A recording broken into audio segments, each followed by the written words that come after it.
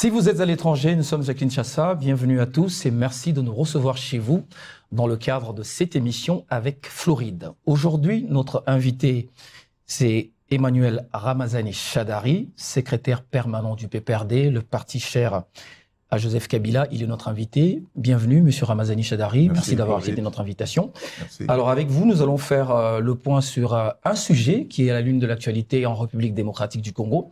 Il s'agit de la Constitution de la République démocratique du Congo, la Constitution du 18 février 2006. Alors, on va se poser quelques questions avant de commencer cet entretien avec vous.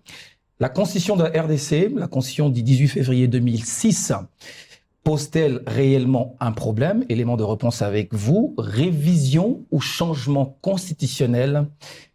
Voici la première question, Monsieur Ramazani Shadari. Pourquoi êtes-vous resté si silencieux alors que vous avez l'art oratoire pendant un très long moment? Merci beaucoup, Floride. Je crois qu'on est resté silencieux, mais notre silence est tout simplement éloquent. C'est-à-dire? C'est-à-dire, nous avons parlé à travers notre silence. Merci. Alors, on va faire le point sur la Constitution de la République démocratique du Congo. Nous avons vu le président donner déjà le temps par rapport à cette question lors de ses entretiens à l'étranger, même ici en République démocratique du Congo. Cette question fondamentale, je vous la pose également. Est-ce que notre Constitution pose aujourd'hui un problème par rapport au contexte actuel? Ah,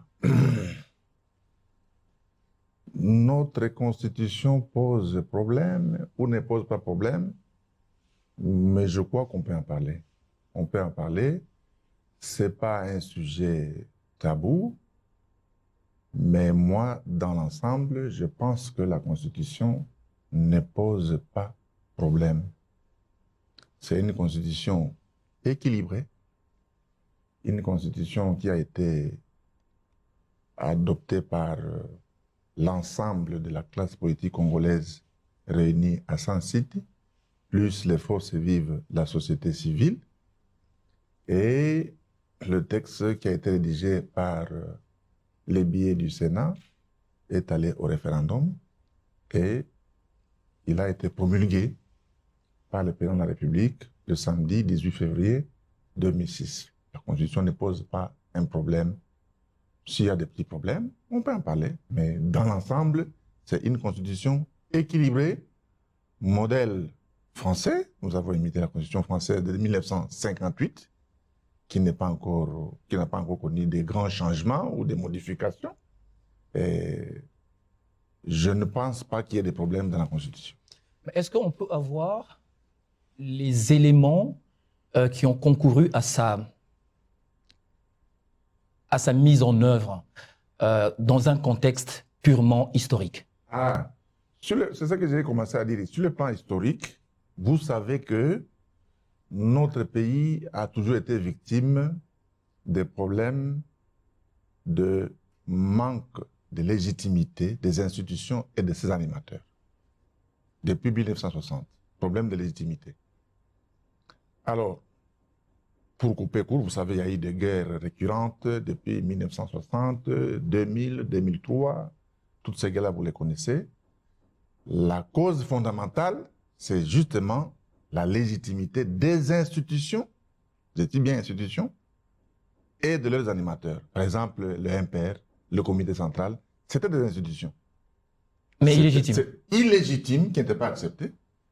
C'est ainsi que, suite évidemment au problème des conflits, des guerres, la classe politique congolaise, dans son ensemble, chaque parti politique a envoyé ses délégués en Afrique du Sud, Sun City, avec les forces vives de la société civile.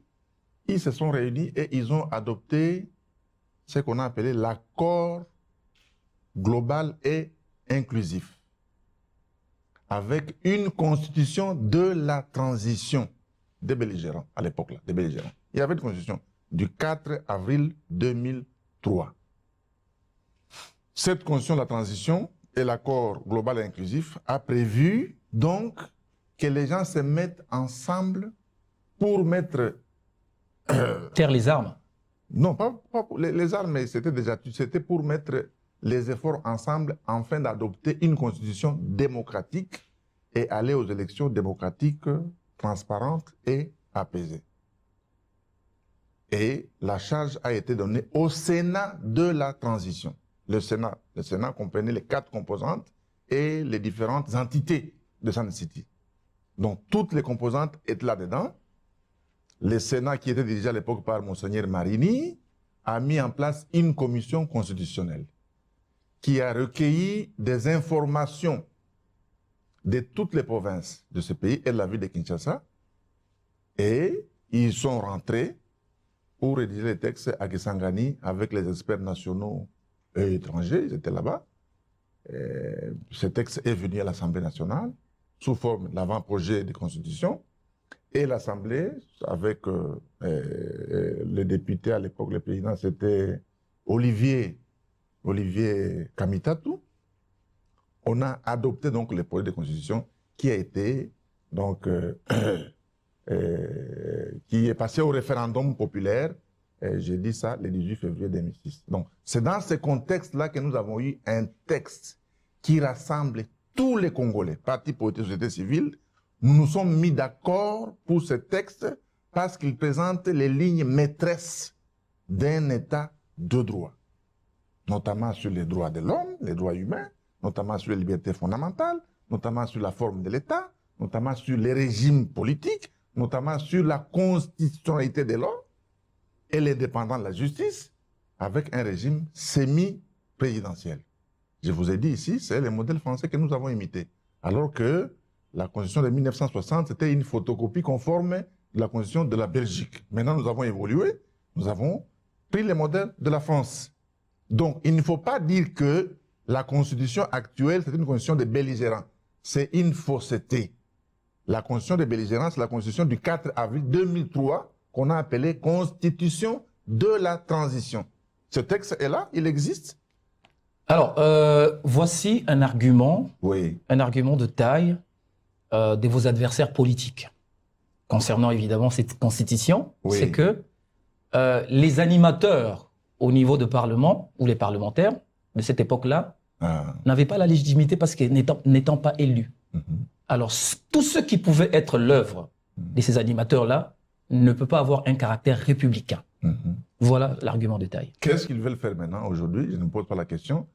Qu'est-ce qu'ils veulent faire? Voilà. Ce qu'ils veulent faire, c'est donner l'opportunité à la population congolaise de pouvoir passer par un référendum et avoir une constitution issue des élus légitimes. Changer ou bien réviser la constitution? Soit les deux. Les deux. Je crois que moi, je peux m'inscrire en faux. Pour les deux. Prenons le premier argument. Je m'explique. D'abord, ils ne peuvent pas changer la Constitution. Pourquoi? Parce que, ce n'est pas permis. La Constitution actuelle, qui est passée au référendum populaire, la Constitution qui a donc été adoptée par les constituants originaires, ne peut pas être changée aujourd'hui parce que les constitutions originaires ne l'ont pas permis. On peut changer la Constitution pour plusieurs cas. Lesquels, par exemple? Premier cas, lorsqu'il y a vide juridique. C'est-à-dire qu'il y a absence d'une Constitution. Notamment à la naissance d'un État. On met en place, on adopte une Constitution. Lorsqu'il y a vide juridique. Deuxième cas, on peut changer la Constitution, comme les termes qu'ils utilisent, on peut changer la Constitution lorsqu'on a une transition politique. Les animateurs de la transition, ça c'est scientifique et c'est pratique à travers le monde. Lorsqu'on a une transition politique, les animateurs de la transition préparent un texte qui sera soumis au référendum populaire. Et je crois, c'est ce qui s'est passé en 2003, 2004 jusqu'en 2006. Il y avait une transition politique. Après les guerres, après les conflits, tout le monde s'était mis ensemble et on a discuté et ils ont préparé un texte et le texte a été adopté par la population par voie référendaire. Troisième cas, on peut changer la Constitution. Troisième cas, et je parle là avec autorité, c'est lorsqu'il y a un événement majeur qui intervient dans la gestion de l'État. Donnez un exemple. Un exemple, c'est une révolution. Un exemple, c'est un coup d'État. Un exemple, c'est tous ces événements-là qui vont interrompre le fonctionnement d'une nation. Ça s'appelle l'événement majeur. À ce moment-là, ceux qui viennent avec cet élément-là, ils peuvent changer la Constitution. Mais aujourd'hui, nous sommes en RDC. Ni l'un ni l'autre. Il n'y a pas d'événement majeur. Aucun. Il n'y a pas de transition. Nous ne sommes pas en transition. Il y a eu des élections, entre guillemets. Ils dirigent. Ils ont un mandat de 5 ans. Et il n'y a pas de vide juridique parce que nous avons un texte. Moi, je veux que ces gens viennent discuter avec nous. On ne peut pas changer la Constitution s'il n'y a pas de vide juridique, s'il n'y a pas de transition politique ou s'il n'y a pas d'événement majeur. Et même pour la révision, il y a des conditions. Même pour la révision, on va en parler. OK. Alors, au départ de votre argumentaire, je voulais vous dire que quand ils disent qu'on a modifié, on a changé une nouvelle constitution avec les gens qui n'étaient pas élus, c'est une fausse information. Alors, c'est parce qu'il y avait une transition politique. C'est autorisé. Voilà. Au départ de votre argumentaire, vous avez parlé du caractère des institutions légitimes. Oui. Mais est-ce que le Sénat, on va se situer à l'époque 2003 jusqu'à 2005, 2006, est-ce que le Sénat ou le Parlement de cette époque-là était légitime à votre avis? C'était en transition. Le Sénat à l'époque était contesté par qui? L'Assemblée nationale à l'époque était contestée par qui? Par personne. Je vous informe. Parce qu'en 2006, oui. En 2006, lorsque cette constitution devait être vulgarisée, avant le référendum d'ailleurs, la campagne, l'UDPS n'était pas d'accord, déjà. C'est la politicaille, c'est la politicaille. Parce que même Hassan City, le poste du président de la République a fait l'objet d'un débat. Les belligérants voulaient prendre le poste du président de la République. Après débat et délibération entre les membres de la société civile et des partis politiques, eux-mêmes, ils ont dit, c'est eux qui ont désigné Kabila président de la République. Hassan City, plus 4 vice-présidents. Ça, c'est l'histoire politique de ce pays. Ce sont des choses qu'on enseigne aux étudiants. Ils ont désigné un président et chaque composante a désigné un vice-président. Est-ce que ces gens étaient légitimes ou n'étaient pas légitimes? Qui les a contestés de façon correcte?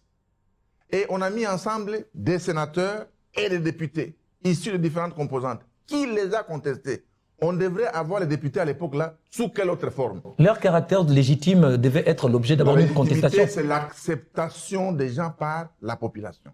Ces gens-là qui étaient à l'Assemblée nationale et au Sénat n'étaient pas contestés par la population. On les a acceptés parce que c'était la voie unique par laquelle on devrait passer pour avoir des institutions et qu'on a appelé institutions de transition. Donc quand on dit que ce n'était pas des élus, moi je réponds, c'était une transition politique. Celui qui a fait les droits constitutionnels ou Sciences Po, il va me donner raison s'il ne fait pas la politique politicienne. Bon alors, essayons un peu d'étirer quelques exemples de certains pays africains où la constitution a été carrément changée. On prend par exemple le Togo, on prend, je crois, le Congo-Brazzaville aussi, mais dans tous les deux cas, il n'y a pas des exemples que vous venez de citer tout à l'heure. Togo? Oui. Ah, peut-être nous avons des informations différentes. Moi, je sais que le président Étienne Eyadema, c'était ça le nom, le papa, il est mort. Il est mort. La constitution togolaise, à l'époque, prévoyait, en cas de décès du président de la République, il serait remplacé par le président de l'Assemblée nationale. Et le président de l'Assemblée nationale, à l'époque, j'oublie les noms, il était en mission en Europe. L'armée a désigné le fils de Eyadema, Fort. On l'a désigné comme président de la République. L'armée, les forces de l'ordre et de sécurité l'ont désigné comme président de la République. Et Fort, on parle de lui, c'est pas grave, ce n'est pas un incident diplomatique, et Fort a fait tout pour que le président de l'Assemblée ne vienne pas à Lomé. On l'a gardé pendant, je crois, 2 ou 3 semaines. Et les gens ont parlé, l'opposition a parlé, mais finalement, à l'Assemblée, on a voté une loi pour désigner que Fort devienne vice-président de l'Assemblée nationale. Je ne sais pas si vous connaissez l'histoire. C'est compliqué au Togo. Il est passé vice-président et puis on l'a imposé. Il est devenu président comme ça par intérim et il a organisé ses élections. Ça, nous sommes en 2005, je crois. Et Faure est président depuis 2005. Aujourd'hui, nous sommes 2000 combien? 2024. 24. Il a déjà fait à peu près 19 ans. 19 ans. Je crois les mois passés, ils ont encore modifié la Constitution. Je ne l'ai pas encore lu, mais je sais que Faure cherche comment encore s'éterniser au pouvoir. C'est un mauvais exemple pour nous. Alors, est-ce qu'aujourd'hui, en République démocratique du Congo, il n'y a pas opportunité de pouvoir revoir certaines dispositions de la Constitution qui font que les présidents de la République n'aient pas assez d'espace de pouvoir pour pouvoir agir? Espace de pouvoir. Ah, il faut noter ça. C'est très bien. Non, on ne peut pas refuser la révision de la Constitution. Parce que la révision de la Constitution elle-même, elle est constitutionnelle. Comme vous l'aviez fait en 2011. En 2011. J'arrive, comme on l'a fait en 2011, librement. On ne peut pas refuser ça. J'ai dit que notre Constitution ici est équilibrée, mais il y a des dispositions qu'on peut changer. Par exemple, Il y a des dispositions pour l'heure actuelle, qu'on peut changer. quelles sont, à votre avis, les dispositions qui peuvent faire l'objet d'une révision constitutionnelle? Je peux par exemple dire l'élection des sénateurs. Les gens sont en train de crier. Parce qu'on doit suivre ce que la société veut. La société ne veut pas d'élection des sénateurs au suffrage universel indirect parce que le soubassement, c'est quoi? C'est la corruption. Nous avons vu beaucoup de gens se retirer. Je ne serais pas candidat parce que la corruption. Si ça dépendait de notre parti politique, il faut revoir ça. On peut revoir. Ce n'est pas interdit. Pourquoi les gens ont peur? Ce n'est pas interdit. Et à la place, vous proposez quoi? On peut proposer les sénateurs. J'ai dit on peut proposer. Oui. C'est une opinion. On peut proposer les sénateurs sont élus au suffrage universel direct. Au même titre que les députés aussi. Les députés, c'est une façon de parler aussi. Mais on ne peut pas réviser la Constitution quand on veut et n'importe comment. Quand est-ce qu'on peut réviser? Quand les conditions sont données par la Constitution elle-même. Allez-y. D'abord, pour le changement, je vous ai dit qu'ils n'ont pas la possibilité de changer la Constitution. Le changement de la Constitution ne peut pas venir pour les raisons que je vous ai données. Pour la révision, d'abord, il y a des périodes où on ne peut pas réviser la Constitution. L'article 218 ou 19, si j'ai la mémoire bonne. On ne peut pas réviser la Constitution, on ne peut pas réviser la Constitution lorsqu'on est en état d'urgence, en état de siège, en état de guerre, lorsqu'on a un président intérimaire ou lorsque l'Assemblée et le Sénat sont dans l'incapacité de siéger. 5 conditions qui rejettent la révision de la Constitution. Voilà, Floride. Aujourd'hui, nous disons que nous sommes sous l'état de siège. Je ne sais pas si je me trompe ou je ne suis pas dans ce pays. Nous sommes sous l'état depuis, c'est quoi, je crois, 2 années. La province du Nord Kivu et la province de l'Ituri, sous l'état de siège. Donc, quand on parle, même la révision, pas le changement, j'ai déjà dépassé ça, même la révision, si on respecte la Constitution, on ne peut pas réviser la Constitution parce que nous sommes d'abord sous l'état de siège. Il faut d'abord terminer ce qui se passe là-bas. C'est même un état de guerre qui est là-bas, même si on n'a pas encore demandé à l'Assemblée, au Sénat, que le président déclare la guerre. Mais il y a la guerre, il y a les gens qui meurent là-bas. Deuxième chose, c'est ce que les gens appellent les dispositions intangibles. Ces dispositions-là fondent la clé de voûte même de notre Constitution. Ces dispositions, c'est le centre, c'est le cœur de notre contrat social. L'article 220? C'est l'article 220. Notamment, le nombre de mandats du président de la République et la durée des mandats. J'ai dit notamment, c'est ça. L'indépendance du pouvoir judiciaire. La diminution des prérogatives des provinces. Et ainsi de suite. On ne peut pas modifier ça. C'est intangible. Si vous touchez à ces dispositions-là, vous violez intentionnellement la Constitution. Alors, si on peut réviser toutes les autres dispositions, comme je vous ai parlé ici de l'élection des sénateurs, on peut les réviser. On peut les réviser. Mais on peut les réviser en respectant la procédure qui est dans la Constitution. Telle que vous l'aviez dictée là. Non, je n'ai pas encore donné l'initiative de la révision. Lorsqu'il faut réviser les dispositions qui ne sont pas intangibles, l'initiative provient du président de la République. L'initiative provient du gouvernement, après la délibération au Conseil des ministres. L'initiative vient de chaque chambre du Parlement et l'initiative provient également de la population avec une pétition de plus ou moins 100 000 personnes. Donc, il faut un projet du gouvernement ou du président de la République, il faut une proposition de chaque chambre ou il faut une pétition de la population. Pour que l'initiative passe, ça doit passer à l'Assemblée nationale, donc au Parlement. L'Assemblée nationale, pour réviser une disposition, l'Assemblée nationale doit d'abord vérifier le bien fondé de ce qu'on demande pour réviser. Vous appelez ça l'opportunité. Il faut qu'on justifie pourquoi vous voulez modifier cette disposition. L'Assemblée nationale et le Sénat votent par la majorité absolue. Tant qu'ils sont déjà majoritaires, ça veut dire que le passage est déjà accordé. Voilà. Alors, je vous dis, même pour ça, le pouvoir en place ici est bloqué. On ne peut pas réviser la Constitution avec cette Assemblée nationale parce que les élections ont été mal organisées. C'était un simulacre d'élection. Mais les députés actuels, on les appelle députés, des faits qui sont là-bas. Ça, c'est un point de vue. C'est un point de vue d'une grande frange de la population, qui dit que l'Assemblée là et le Sénat sont illégitimes. Donc cette Assemblée-là illégitime ne peut pas réviser la Constitution. Ça, c'est un. Si on révise la Constitution à travers l'Assemblée nationale, à défaut d'avoir les 3 5e pour ça passe, ça peut aller au référendum. C'est la Constitution. Ça peut aller au référendum.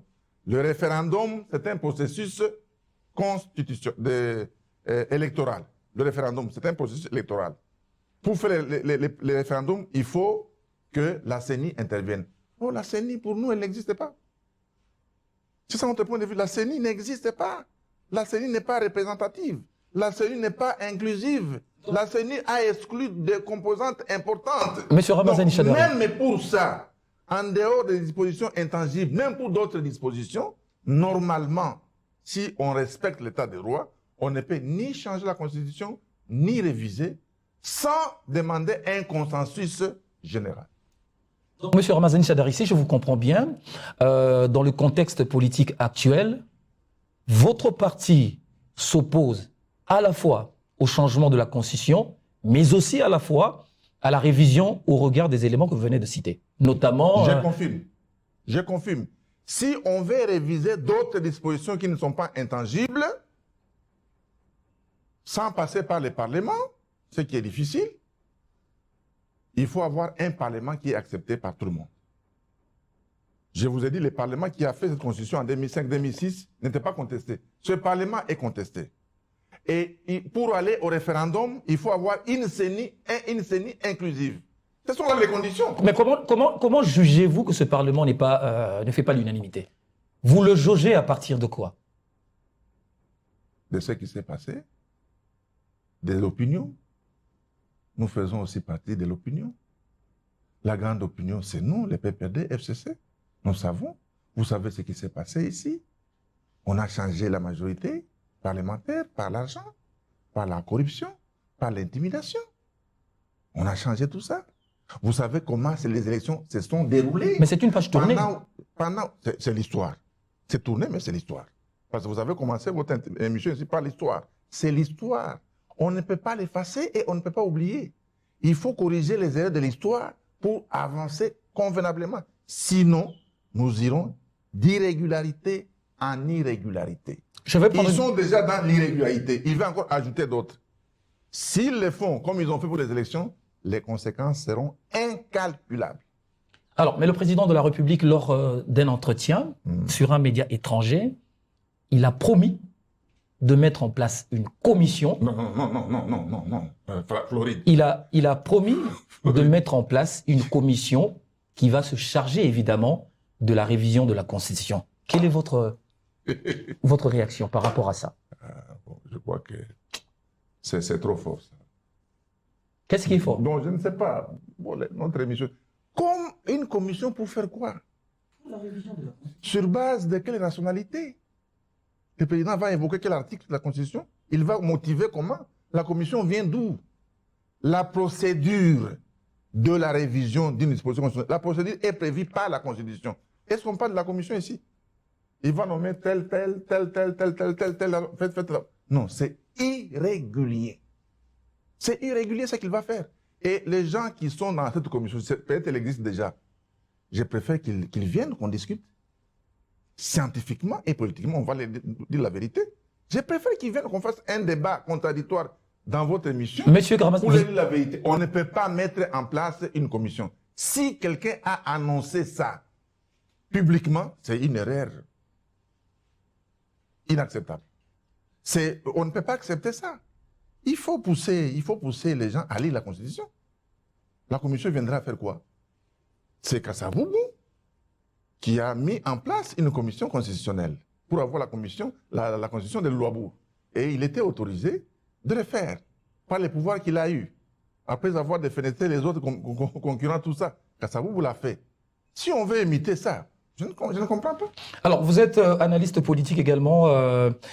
J'aimerais avoir votre point de vue par rapport à une déclaration qui a trait également avec la constitution de la RDC. Voici ce que Augustin Kabouya a dit. Ce n'est pas le président de la République qui bloque la formation du gouvernement ou encore la mise en place des membres du bureau de l'Assemblée nationale à l'époque, il y a quelques jours, mais que c'était du fait de la Constitution actuelle.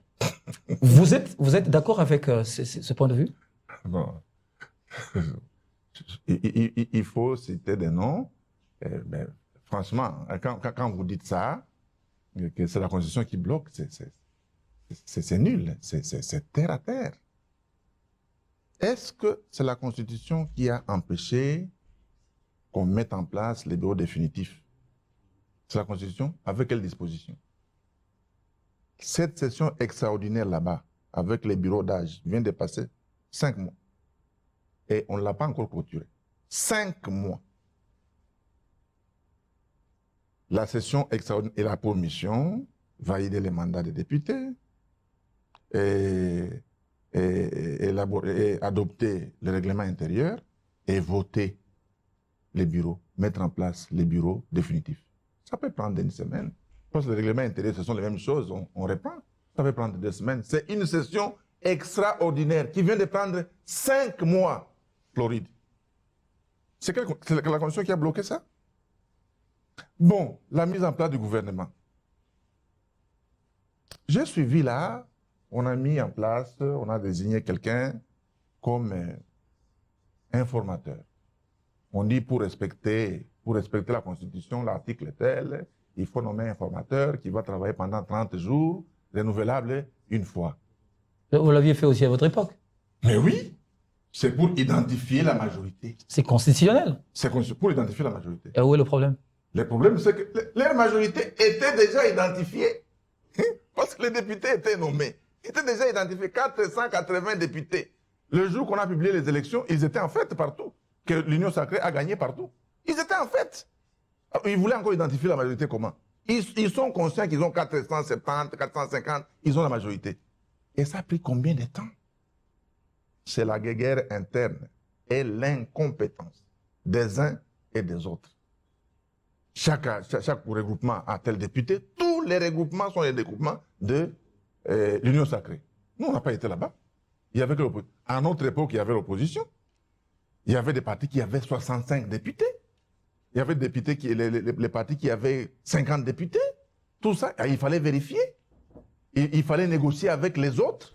Il fallait négocier avec les autres, notamment les Palous, pour entrer au gouvernement, tout ça. Ça explique pourquoi on a nommé un informateur. Mais ici, ils ont déjà la majorité. Est-ce que c'est la Constitution qui a bloqué de nommer un Premier ministre après X temps, d'avoir un gouvernement après X temps? Aujourd'hui, nous sommes combien de mois sans gouvernement? Bon, c'est notre débat. C'est un autre débat. Ils sont à côté de la plaque pour toutes les questions. Vous savez, Floride. Oui. Vous savez, je vais aller jusque dans le but, au but. Droit au but, comme on dit. Merci. Allez-y. Tous les débats aujourd'hui sur la Constitution par nos frères de la famille politique qui n'est pas la nôtre tourne autour de 2 ou 3 choses. Premièrement, ils veulent donner un mandat qui va prendre beaucoup d'années au président de la République. Deuxièmement, ils veulent donner plusieurs mandats au président de la République et chaque mandat va compter beaucoup d'années. Il parle aujourd'hui de 7 ans. Le président est élu au suffrage universel, direct ou indirect, pour un mandat de 7 ans. Point. Deuxième alinéa, il est rééligible. Point. Ils vont copier ce qui se passe au Togo et dans d'autres pays qui ne citent pas. Je cite le Togo parce que vous l'avez cité vous-même. Je ne peux pas citer d'autres pays. Parce qu'il le cite aussi. Oui, il le cite aussi. Alors, donc, il est rééligible. On ne dit pas il est éligible une seule fois pour un mandat de 7 ans, rééligible une seule fois. Ils veulent dire il est rééligible. Point. Donc, on peut l'élire même 4 fois, 5 fois, 6 fois, 7 fois avec 7 ans. C'est de la tricherie.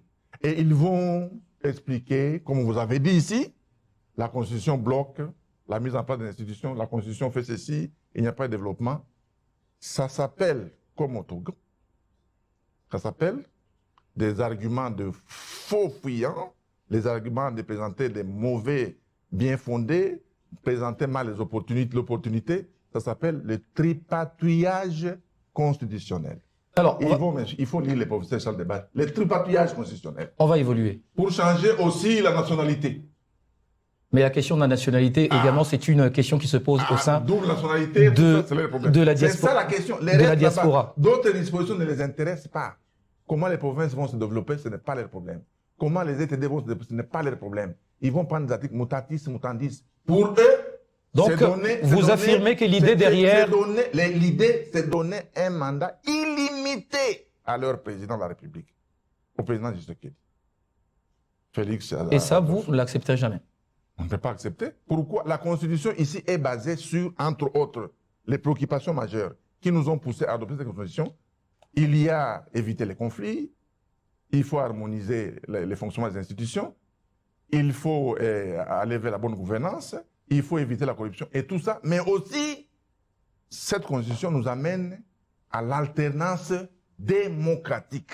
Mais vous êtes en dehors du Parlement. Comment vous allez faire le contrepoids pour barrer la route à une activité qui va se faire évidemment? Mais c'est ce que j'ai dit. Ils peuvent forcer, comme ils ont fait aux élections. Mais j'ai dit, les conséquences seront incalculables. Mais aux élections, ils l'ont fait, les conséquences... C'est l'alerte seulement. Non, ne vous en faites, même après 2 ans, 3 ans. Ce qui a été fait lors des élections, lorsque nous avons vu les dispositifs électoraux entre les mains des particuliers, n'ont eu aucune conséquence. C'est une façon de parler, vous me dites, il n'y a pas de conséquences. Mais elles seront là un jour. Elles seront là un jour. Et je crois que tout ce qu'ils vont faire là-bas, ça sera vanité des vanités. Parce que la population n'est pas d'accord avec eux. Ils sont là-bas, ils ont eu un second mandat pour amener les changements. Le changement, on ne voit rien. La population continue à souffrir. Peut-être dans notre émission, on peut parler des questions sociales et économiques. Dans notre émission, il y a l'insécurité, on peut avoir notre émission. Mais tout ce qu'ils racontent sur la Constitution, c'est pour donner un mandat illimité au président Félix Adolphe, pour qu'il ait un mandat illimité. Félix... Qui c'est qui dit Antoine. Oui, voilà, oui. Tout à fait. Alors, le fait pour un président, dans un contexte qui est le nôtre, avec un mandat de 5 ans, est-ce que vous n'estimez pas que ça bloque aussi l'élan de développement? Voilà pourquoi le président... 5 ans, c'est peu. Voilà pourquoi le président quand même a pu dire devant les députés que l'alternance au sommet de l'État ne favorise pas le développement. Mais ces gens-là, ils ont milité pour l'alternance. Quand ils sont arrivés là-bas, ils ont parlé de l'alternance. Ils étaient très contents. S'il n'y a pas d'alternance, donc on va perpétuer la dictature. On va garder une seule personne, président de la République, pendant 30 ans, parce qu'il y a des présidents en Afrique qui ont fait 42 ans.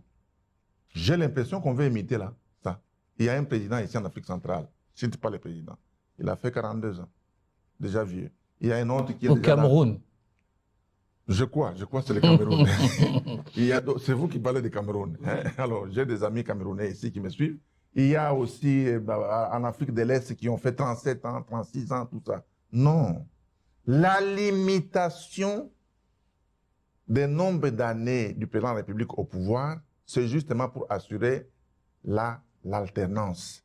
Il fait 5 ans. S'il a la chance d'être élu, il fait 5 ans, fois 10 ans, il aura eu tout le temps pour présenter quelque chose et laisser des traces par lesquelles on va dire tel président est passé, on a fait ceci. Vous ne lui avez pas facilité la tâche. Vous savez, en France, oui, parce qu'on a imité la France, les mandats du président de la République étaient de 7 ans. Mandat était de 7 ans, mais on l'a réduit à 5 ans par Chirac qui était en fonction. Le président Chirac, il a dit 7 ans, c'est peu. Mais 5 ans fois 2, c'est beaucoup. Mais parce que là, nous sommes dans un contexte d'un pays déjà développé. Nous sommes dans un contexte d'un pays à reconstruire. Oui. Le président a besoin d'avoir beaucoup plus de temps pour mettre en place sa vision. Vous avez votre temps et vous laissez le temps à une autre personne de continuer. Tout simplement ça. Mais c'est combien de temps aux États-Unis? Vous avez dépassé les sont développés 4 ans seulement. Partout au monde, 5 ans. Rarement des pays de 6 ans comme le Togo qui cherchent à imiter. 5 ans, c'est amplement suffisant. Pendant une année, on peut faire des choses qu'une personne pouvait faire pendant 10 ans. Une année, si on a une vision, si on a la volonté politique, si on ne veut pas détruire le pays, si on est sérieux, si on s'est bien préparé, en une année, en 2 ans, on peut faire des merveilles. Alors, M. Ramazani Chadari, nous sommes pratiquement à la fin de cette émission. Il y a 2 ou 3 questions que j'aimerais vous poser avant de mettre terme à cette émission. Il y a des grands professeurs d'université, certains qui ont quand même été avec vous, et Sambo, Mbata, Loumanou, quand ces gens veulent former cette commission dont le président de la République a parlé, vous n'allez pas dire que quand même que c'est une approche non constitutionnelle, alors que ce sont des gens un peu rompus dans le droit. Bon, ils sont rompus dans les droits, mais ils vont faire ce que le droit ne veut pas. Ils vont faire le contraire du droit. Pour réviser la Constitution, on n'a pas besoin d'une commission. Il faut seulement respecter la procédure. S'ils le font, bon, c'est pour des raisons politiciennes. Mais je veux prendre par exemple le professeur Kalouba, qui, il y a quelques mois ou quelques semaines, avait cité un cas, le président d'un cas et le Premier ministre de l'autre, en disant que la population congolaise a l'habitude de revenir quand il y a un problème sur le président de la République, Voilà pourquoi il y a quand même ce besoin de pouvoir donner plus de pouvoir au président de la République. Bon, je ne sais pas si c'est le professeur Kalouba. Moi, je n'ai pas suivi ça. C'est une vidéo qui existe quand même. Je n'ai pas vu ça. C'est un homme qui est correct comme ça, je le connais. Je pense peut-être... Bon, mais si c'est lui, il sait que le constituant originaire a voulu qu'au sommet de l'État, qui est un système bicéphale. Le constituant originaire a refusé qu'il y ait un seul homme fort. C'est ainsi qu'ils ont dit qu'il y a un président qui a des prérogatives propres dans la Constitution et il y a un premier ministre, chef du gouvernement, qui a aussi ses prérogatives. On a dit qu'il aurait aussi dit que les gens appellent le président, pourtant c'est le gouvernement Exactement. qui est le chef de l'exécutif. C'est le gouvernement, on dit quoi, qui conduit l'action du gouvernement. C'est le gouvernement qui conduit l'action de l'État, mais la Constitution dit que c'est en concertation avec le président de la République. Il a oublié ça. Donc, quand on a mis cette Constitution, on ne voulait pas avoir un homme très fort seul au sommet de l'État. Il fallait avoir deux hommes. Un premier ministre avec des compétences constitutionnelles et un président avec ses compétences constitutionnelles. Nous ne sommes pas dans un régime parlementaire où le chef va inaugurer les chrysanthèmes, il est monarque ou ceci. Non, le chef a des pouvoirs parce qu'il a battu campagne avec un projet. Le chef, on doit lui demander des comptes parce qu'il a été candidat. Mais il travaille avec un premier ministre qui a aussi des compétences. Nous ne sommes pas dans ce régime parlementaire, nous sommes dans un régime semi-présidentiel où le chef de l'État est élu au suffrage universel par la population. Le chef de l'État a ses compétences personnelles de la Constitution, mais également le gouvernement est responsable devant l'Assemblée nationale. Donc, la Constitution ne voulait pas donner tous les pouvoirs au chef. Si on veut donner tous les pouvoirs aujourd'hui au président Félix Tshilombo, si on veut lui donner tous les pouvoirs, on se trompe. On se trompe. Et si Nous sommes déjà dans le régime présidentialisme. Et si le président actuel, il a tous les pouvoirs qu'il veut. L'Assemblée nationale et le Sénat dans sa poche. Le gouvernement dans sa poche. Le Premier ministre, garçon de course. Les provinces dans ses poches. Tout. La justice dans sa poche. Il a tous les pouvoirs. Dans la pratique, il a tous les pouvoirs aujourd'hui. Mais il veut encore avoir quoi? Le problème, ce n'est pas le pouvoir constitutionnel. Le problème, c'est la volonté politique. Le problème, c'est la compétence. Le problème, c'est l'expérience. Le problème, ce sont des collaborateurs qui doivent vous dire, faisons ça, il ne faut pas faire ça. Est-ce que c'est la Constitution ici qui demande aux gens de détourner des deniers publics? Est-ce que c'est la Constitution ici qui demande au chef d'État de faire des voyages multidimensionnels? La Constitution lui demande de faire ça. Chaque mois, 4, 5, 6 voyages.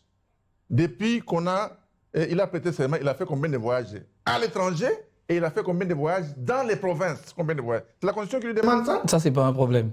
Il n'y a pas d'eau. Et c'est la Constitution qui demande qu'il faut bouffer l'argent de forage.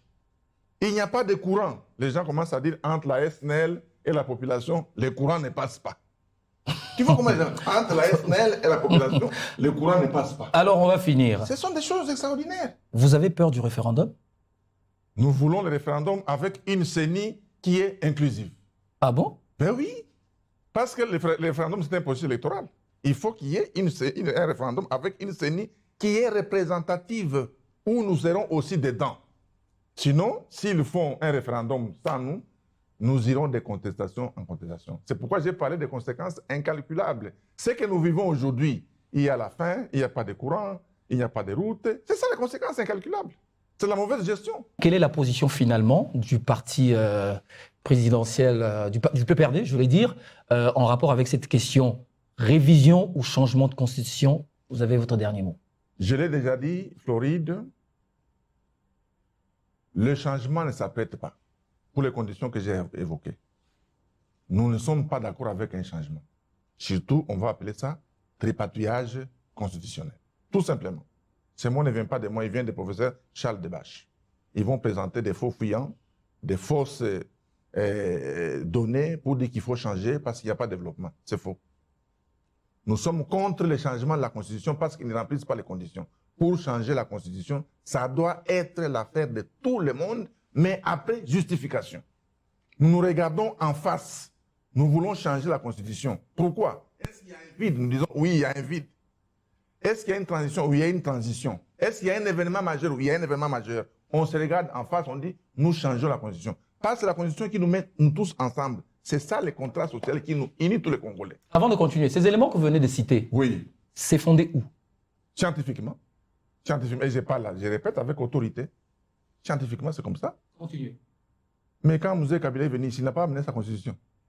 C'est prouvé, non? Quand Mobutu est arrivé, il n'a pas changé la Constitution. Changer la Constitution, Mobutu n'a pas changé. C'est fondé, non? Partout. Partout. Ce qui se passe là-bas au Mali, ce qui se passe au Burkina Faso, ils n'ont pas changé de Constitution. Gabon ici, ce sont des événements majeurs qui sont apparus dans ces pays-là. On change de Constitution. C'est scientifique, c'est prouvé partout. Ou si on est en transition, s'ils veulent qu'on aille en transition, ce n'est pas seulement aller en transition, ou bien il faut expliquer pourquoi vous voulez changer la Constitution. À quoi cette Constitution vous gêne du début à la fin pour la changer. S'il faut réviser, je dis l'Assemblée nationale et le Sénat, pour moi, ils sont des assemblées de fait. Ce sont les députés, illégitimes. On accepte, ils sont illégitimes. La CENI n'existe pas. Or, pour réviser les dispositions qui ne sont pas intangibles, il faut passer par les parlements. On peut s'arrêter au Parlement avec l'élection des 3/5e, ou à défaut, il faut aller au référendum. Or, le référendum, c'est une activité électorale qui doit être organisée par la CENI. La CENI aussi nous la compte. Voilà, il y a une crise. Il y a la guerre à l'Est là-bas. Il faut d'abord terminer toutes ces crises pour savoir qu'est-ce qu'on peut faire de la Constitution. C'est ça la position de notre parti politique. Voilà. Nous ne sommes pas d'accord et je suis prêt à engager ces débats avec les autres de la famille politique qui n'est pas la mienne. N'importe qui sur un plateau de télévision pour en débattre. N'importe qui. Voilà, monsieur Emmanuel Ramazani Chadari. Voilà. Merci d'avoir répondu à quelques-unes de nos questions en rapport avec cette question liée à la constitution de la RDC. Révision ou changement constitutionnel. Vous étiez l'invité de ces magazines. Merci de l'avoir fait. C'est moi, merci. Merci. Merci à vous également d'avoir suivi cette émission. Portez-vous bien. À très bientôt et avec le même plaisir.